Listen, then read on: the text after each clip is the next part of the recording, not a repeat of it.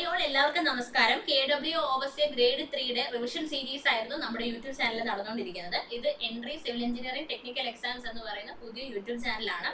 ഇതിലൂടെ നമ്മൾ എക്സ്ക്ലൂസീവ്ലി വരാനിരിക്കുന്ന എക്സാംസിനും അതുപോലെ തന്നെ സിവിൽ എഞ്ചിനീയറിംഗിന് ഏതൊരു കോമ്പറ്റേറ്റീവ് എക്സാംസ് വരുന്നുണ്ടെങ്കിലും അത് ബേസ് ചെയ്തിട്ടുള്ള റിവിഷൻ ക്ലാസ്സും സിലബസ് ബേസ്ഡ് ആയിട്ടുള്ള കണ്ടന്റുമാണ് പ്രൊവൈഡ് ചെയ്യുന്നത്.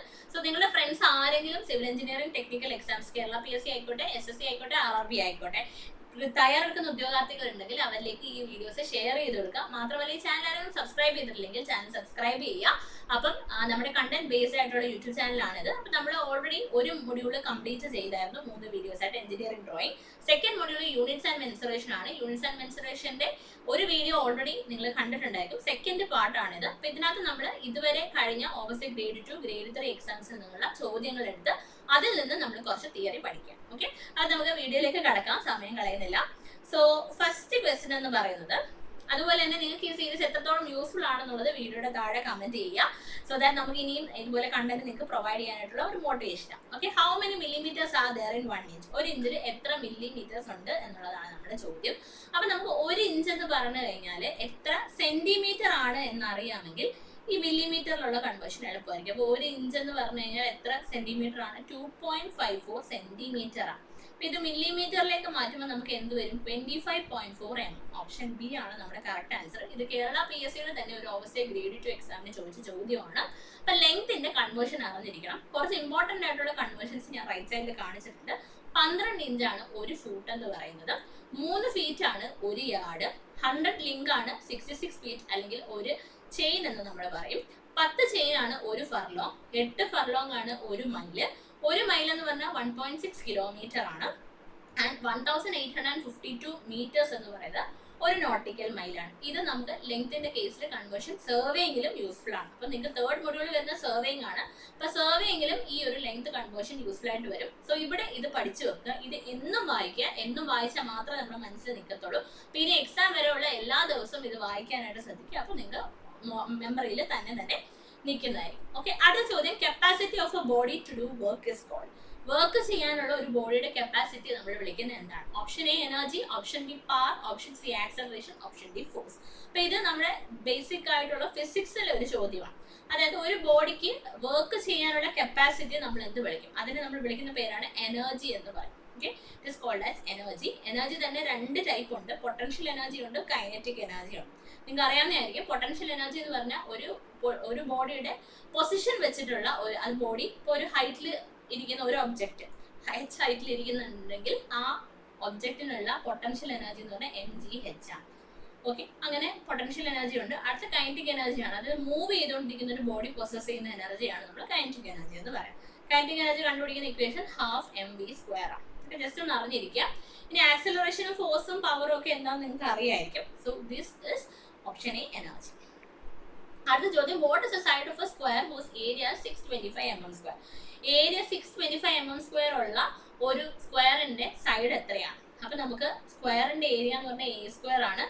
a square is equal to 625 ആണ്. സോ a എന്ന് പറഞ്ഞാൽ എന്ത് വരും? √625, അതായത് 25 mm എന്ന് വരും. ഓപ്ഷൻ സി 25 mm ആണ് നമ്മുടെ കറക്റ്റ് ആൻസർ. അടുത്ത ചോദ്യം, what is A unit of strain? ഇപ്പൊ കഴിഞ്ഞ ഓവർസിയർ ഗ്രേഡ് 2 എക്സാമിന് ചോദിച്ച ചോദ്യമാണ്. സ്ട്രെയിൻ എന്ന് പറഞ്ഞാൽ എന്താണ്? സ്ട്രെയിൻ എന്ന് പറഞ്ഞു കഴിഞ്ഞാൽ change in length by original length എന്ന് നിങ്ങൾ പറയും. പക്ഷെ കറക്റ്റ് ഒരു ഡെഫിനിഷൻ അല്ലെങ്കിൽ കറക്റ്റ് ഒരു ഫോർമുല എന്ന് പറഞ്ഞാൽ change in dimension divided by original dimension ആണ്. അതായത് 2 ഡയമെൻഷൻ ആണ്. അതായത് change in length divided by original. Change in length മില്ലിമീറ്ററിലാവാം, ലെങ്ത് മില്ലിമീറ്റർ ആവാം. ചേഞ്ച് ഇൻ ലെങ്ത് സെന്റിമീറ്റർ ആവാം, ലെങ്ത് സെന്റിമീറ്റർ ആവാം. നമുക്ക് എന്താണ് 2 ക്യാൻസൽ ചെയ്ത് നോ യൂണിറ്റ് ആണ്. യൂണിറ്റ് ഓഫ് സ്ട്രെയിൻ ആയിട്ട് ചോദിച്ചിട്ടുണ്ട്. What is dimension of strain എന്ന് ചോദിച്ചിട്ടുണ്ട്. എങ്ങനെ ചോദിച്ചാലും ആൻസർ എന്താണ്? നോ യൂണിറ്റ് ആണ്. ഓക്കെ, അടുത്ത ചോദ്യം, in an ideal machine velocity ratio is greater than mechanical advantage. Velocity ratio is equal to 0.5 times mechanical advantage. Velocity ratio is less than mechanical advantage. Velocity ratio is equal to mechanical advantage.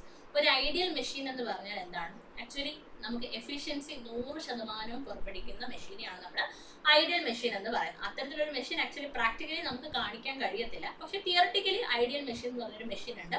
അതായത് efficiency 100% ആണ്. ഈ efficiency എന്ന് പറഞ്ഞാൽ എന്താണ്? Output divided by input. അതായത് നമ്മൾ input എത്ര കൊടുക്കുന്നോ അത്രയും തന്നെ ഔട്ട്പുട്ട് കിട്ടിക്കഴിഞ്ഞാൽ നമുക്ക് എഫിഷ്യൻസി 100% ആണെന്ന് പറയാം. അപ്പൊ നമുക്ക് നമ്മുടെ സിമ്പിൾ മെഷീനകത്ത് എഫിഷ്യൻസി കണ്ടുപിടിക്കാൻ വേണ്ടി വേറൊരു ഫോർമുലയും കൂടി ഉണ്ട്. നമുക്കത് നോക്കാം, ഫോർമുലയിലേക്ക് വരാം. അപ്പൊ അതിന് മുന്നേ നമുക്ക് മെക്കാനിക്കൽ അഡ്വാൻറ്റേജ് എന്താണെന്നും വെലോസിറ്റി റേഷ്യോ എന്താണെന്നും നോക്കാം. ഓക്കെ, അപ്പൊ നമുക്ക് ഒരു സിമ്പിൾ മെഷീൻ എടുക്കുന്ന സമയത്ത് നമ്മൾ എത്രയെങ്കിലും ഒരു ലോഡ് പി ഉണ്ടെങ്കിൽ ആ ലോഡ് പി ഉയർത്താൻ വേണ്ടി ഇപ്പുറത്തെ സൈഡിൽ നമ്മൾ എത്ര എഫോർട്ട് കൊടുക്കുന്നു. ഓക്കെ, അപ്പൊ ഒരു ലോഡ് പി ഉണ്ട്, ആ ലോഡ് പിനെ ഉയർത്താൻ വേണ്ടി നമ്മൾ എത്ര എഫോർട്ട് കൊടുക്കുന്നു അതിനെ നമ്മൾ എന്ത് പറയും? എഫോർട്ടിനെ നമുക്ക് പി എന്ന് പറയാം, ലോഡിനെ ഡബ്ല്യു എന്ന് പറയാം. ഓക്കെ, അപ്പം ഒരു സിമ്പിൾ മെഷീനകത്ത് when effort P balances a load W, അതായത് നമ്മൾ ഈ ലോഡ് ഡബ്ല്യുവിനെ ഒരു എഫോർട്ട് പി ബാലൻസ് ചെയ്ത് കഴിഞ്ഞാൽ ആ റേഷ്യോ ഓഫ് ലോഡ് ടു എഫോർട്ടിനെയാണ് നമ്മൾ മെക്കാനിക്കൽ അഡ്വാൻറ്റേജ് എന്ന് പറയുന്നത്. അപ്പൊ ratio of load to effort is called as mechanical advantage. ചില ക്വസ്റ്റ്യൻ പേപ്പറിനകത്ത് മെക്കാനിക്കൽ അഡ്വാൻറ്റേജ് കണ്ടുപിടിക്കാനായിട്ട് ചോദിക്കാറുണ്ട്. ലോഡും എഫോർട്ടും തന്നിട്ട് മെക്കാനിക്കൽ അഡ്വാൻറ്റേജ് കണ്ടുപിടിക്കാനായിട്ട് ഡയറക്റ്റ് ചോദ്യം ചോദിക്കും. ചിലപ്പോൾ മെക്കാനിക്കൽ അഡ്വാൻറ്റേജ് എന്താണെന്ന് ഡയറക്റ്റ് ആയിട്ട് തിയറിയും ചോദിക്കാറുണ്ട്. So mechanical advantage is equal to load divided by effort ആണ്. ഓക്കെ, ഇനി അടുത്തത് വെലോസിറ്റി റേഷ്യോ. നിങ്ങളൊന്ന് ജസ്റ്റ് ഇമാജിൻ ചെയ്തേ, എനിക്കൊരു ലോഡ് ഡബ്ല്യു ഉണ്ട്. ഈ ലോഡ് ഡബ്ല്യുവിനെ പി എന്ന് പറയുന്ന എഫേർട്ട് വെച്ച് ഉയർത്തണം.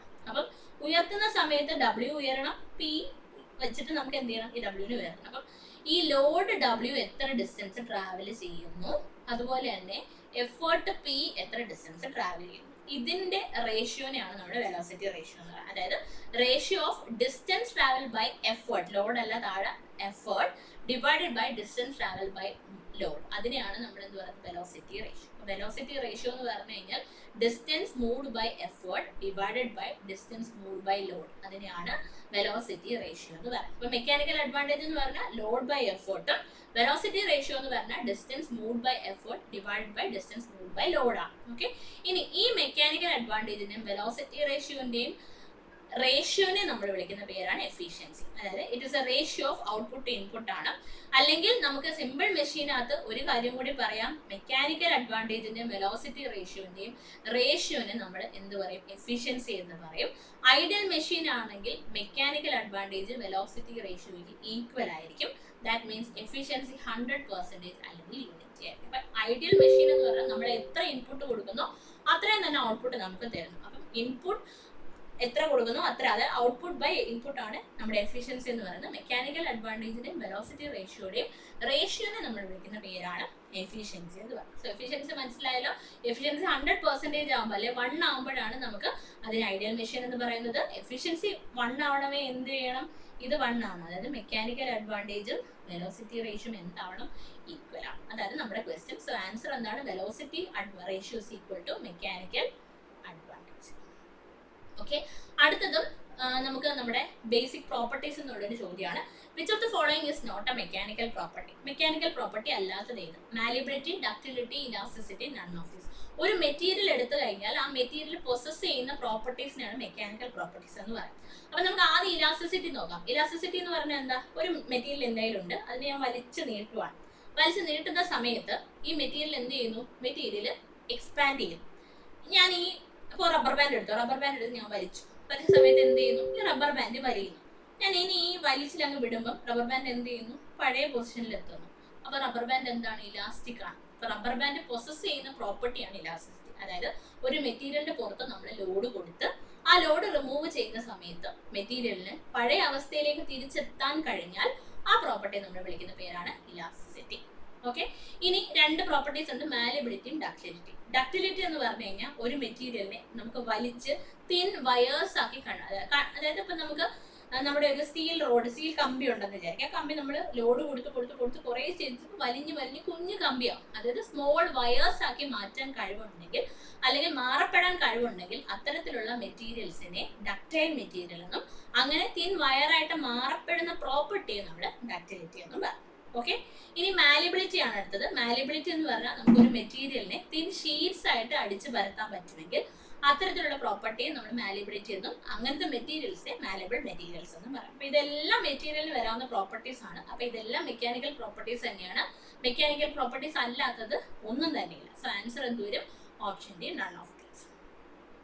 അടുത്ത ചോദ്യം, ഇഫ് നമ്പർ ഓഫ് കോപ്ലനാർ എന്ന് പറഞ്ഞാൽ എന്താ, ഒരേ പ്ലെയിനിൽ ആക്ട് ചെയ്യുന്ന forces act simultaneously on A particle. അതായത് സൈമിൾട്ടേനിയസ് എന്ന് പറഞ്ഞാൽ ഒന്നിന് പുറകെ ഒന്നായിട്ട് ഒരു പാർട്ടിക്കിളിന്റെ പുറത്ത് ഒരു കുറേ കോപ്ലനാർ ഫോഴ്സസ് ആക്ട് ചെയ്യുന്നെങ്കിൽ the algebraic sum of moments of all forces about any point, അതായത് ഫോഴ്സസ് F1 ഉണ്ട്, F2 ഉണ്ട്, F3 ഉണ്ടെന്ന് വിചാരിക്കാം. ഈ ഫോഴ്സസിന്റെ എല്ലാം മൊമെന്റ് എബൌട്ട് എനി പോയിന്റ്, ഒരു പോയിന്റ് O ഉണ്ടെന്ന് വിചാരിക്കുക. ഈ ഫോഴ്സ് F1ന്റെ മൊമെന്റ് എന്ന് പറഞ്ഞാൽ ഫോഴ്സ് ഇൻറ്റു ഡിസ്റ്റൻസ്, F2ന്റെ മൊമെന്റ് എന്ന് പറഞ്ഞാൽ ഫോഴ്സ് ഇൻറ്റു ഡിസ്റ്റൻസ്. അതായത് F1ന്റെ മൊമെന്റ് F1 ഇൻറ്റു D1, അതുപോലെ തന്നെ F2ന്റെ moment F2 into D2 and F3യുടെ moment F3 into D3.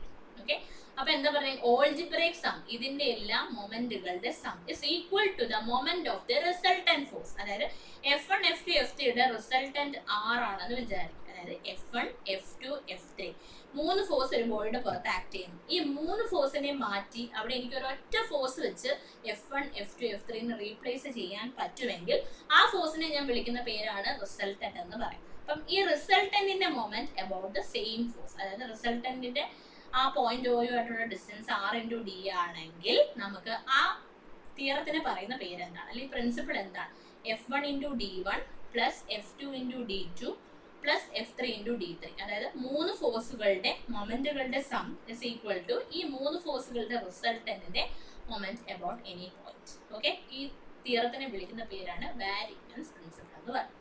Okay, ഇനി ഓപ്ഷൻ എ നോക്കിയാൽ ഹുക്സ് ലോ. ഹുക്സ് ലോ എന്താണ്, സ്ട്രെസ്സും സ്ട്രെയിനും ഡയറക്ട്ലി പ്രൊപ്പോർഷണൽ ആണ് അപ് ടു പ്രൊപ്പോർഷണൽ ലിമിറ്റ്. അതാണ് ഹുക്സ് ലോ എന്ന് പറയുന്നത്. ഹുക്സ് ലോനെ ബേസ് ചെയ്ത് രണ്ട് ചോദ്യം ചോദിക്കാറുണ്ട്. Hooks law is valid till ഏത് പോയിന്റ് വരെ, ഏതാണ് ആൻസർ വരിക, പ്രൊപ്പോർഷണൽ ലിമിറ്റ് എന്ന് വരും.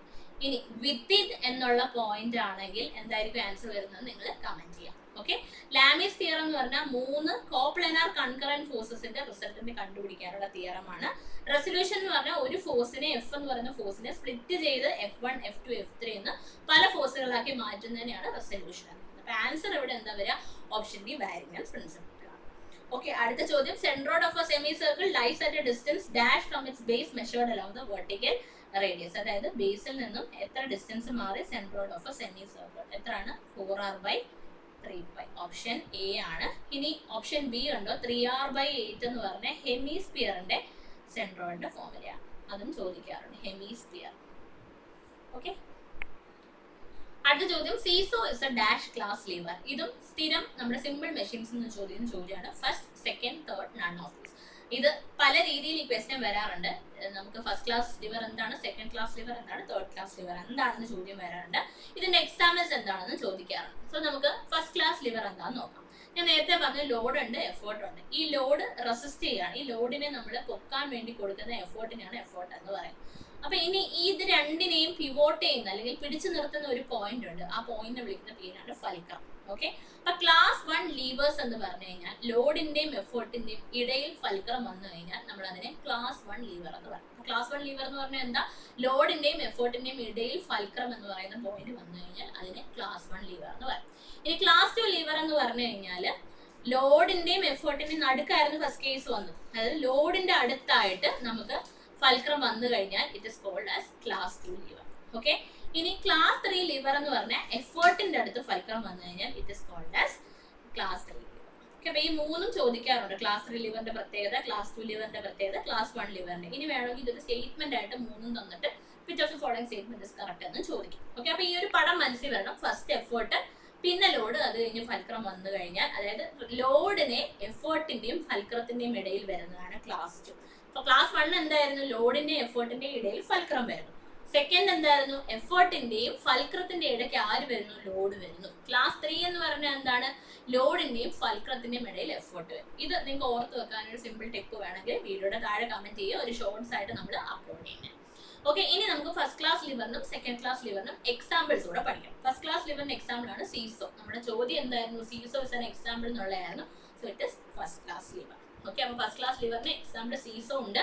അതുപോലെ ക്രൗബാർ, അത് നമ്മുടെ ഈ അടക്കയൊക്കെ പൊട്ടിക്കുന്ന ക്രൗബാർ ഉണ്ട്, സിസേഴ്സ് ഉണ്ട്, പിന്നെ ഹാമേഴ്സ്, പിന്നെ വാട്ടർ പമ്പിന്റെ ഹാൻഡിൽ ഉണ്ട്, അതുപോലെ തന്നെ beam balance, wire cutter, player, നമ്മൾ പ്ലയർ ഉപയോഗിക്കുന്നത്, അതെല്ലാം നമുക്ക് ഫസ്റ്റ് ക്ലാസ് ലിവറിന് എക്സാമ്പിൾ പറയാം. ഇനി സെക്കൻഡ് ക്ലാസ് ലിവറിന് വീൽ ബാരോ, നിങ്ങൾ കോൺക്രീറ്റ് ഒക്കെ കൊണ്ടുവന്ന ബാരോസ് കണ്ടിട്ടില്ലേ അത്, പിന്നെ സ്റ്റേപ്ലർ, ബോട്ടിൽ ഓപ്പണേഴ്സ്, നട്ട് ക്രാക്കേഴ്സ്, നട്ട് പൊട്ടിക്കുന്നത്, നെയിൽ ക്ലിപ്പേഴ്സ് ഒക്കെ നമുക്ക് സെക്കൻഡ് ക്ലാസ് ലിവറിൽ വരാം. തേർഡ് ക്ലാസ് ലിവറിനകത്ത് ഫിഷിംഗ് റോഡ്, നമ്മുടെ മീൻ പിടിക്കുന്ന റോഡ്, ബ്രൂം, നമ്മുടെ ചൂല്, basket ball bat, bow and arrow, നമ്മുടെ എന്താ പറയാ അമ്പ എഴുതത്തില്ല അതിന്റെ ബോയും ആരോ, ഹ്യൂമൻ ജോ, നമ്മുടെ താടിയല്ലി, ഈ പോർഷനൊക്കെ തേർഡ് ക്ലാസ് ലിവർ ആയിട്ട് പറയാം. ഓക്കെ, അപ്പൊ എക്സാമ്പിൾസ് ഒന്ന് പഠിച്ചു നോക്കാം. അടുത്ത ചോദ്യം, what are the basic type of stress? സ്ട്രെസ്സിന്റെ basic type tensile, compressive, shear, volumetric stress. ഇതിനകത്ത് ടെൻസൈലും കംപ്രസീവും ഷിയറും എല്ലാം ബേസിക് ടൈപ്പ് ആണ്, അല്ലാത്തത് വോളിമെട്രിക് സ്ട്രെസ് ആണ്. ഓക്കെ, അടുത്ത ചോദ്യം, length of a rectangle is 1 centimetre more than breadth. ബ്രെഡ്ത്തിനേക്കാളും 1 സെന്റിമീറ്റർ കൂടുതലാണ് length. And perimeter 14 centimetre. Perimeter 14 centimetre ആണെങ്കിൽ ഏരിയ എത്രയാണെന്നാണ് ചോദിച്ചിരിക്കുന്നത്. ഓക്കെ, അപ്പൊ പെരിമീറ്റർ എന്ന് പറഞ്ഞാൽ 2 into length plus breadth. Okay, 2 into length എന്ന് പറഞ്ഞാൽ ബ്രെഡ് പ്ലസ് 1 പ്ലസ് ബ്രെഡ് ഇസ് ഈക്വൽ ടു 14. അതായത് 7 is equal to 2b plus 1 or b is equal to എന്ത് വരും 3 വരും. ഓക്കെ, b എന്ന് പറഞ്ഞാൽ 3 ആണ്, അപ്പൊ ലെങ്ത് എന്ത് വരും? ലെങ്ത് എന്ന് പറഞ്ഞാൽ ബ്രെഡ്ത്തിനേക്കാളും 1 ആണ് കൂടുതൽ. So 3 plus 1 4 centimetre. So area എന്ന് പറഞ്ഞാൽ റെക്ടാംഗിളിന്റെ എന്താണ്? Length into bread, that is 4 into 3 12 centimetre. Option B 12 centimetre square ആണ് കറക്റ്റ് ആൻസർ. കിട്ടുന്നുണ്ടോ എന്ന് നോക്കാം. ഓക്കെ, അപ്പം നമുക്ക് ഇത്രയും ക്വസ്റ്റ്യൻസ് ആണ് ഈ വീഡിയോയിൽ ഡിസ്കസ് ചെയ്തത്. അടുത്ത വീഡിയോ നമ്മളോട് തന്നെ അപ്ലോഡ് ചെയ്യുന്നതാണ്. ചാനൽ സബ്സ്ക്രൈബ് ചെയ്യാൻ മറക്കണ്ട. അതുപോലെ തന്നെ നിങ്ങളുടെ ഫ്രണ്ട്സിലേക്കും ഷെയർ ചെയ്ത് കൊടുക്കുക. താങ്ക്സ്.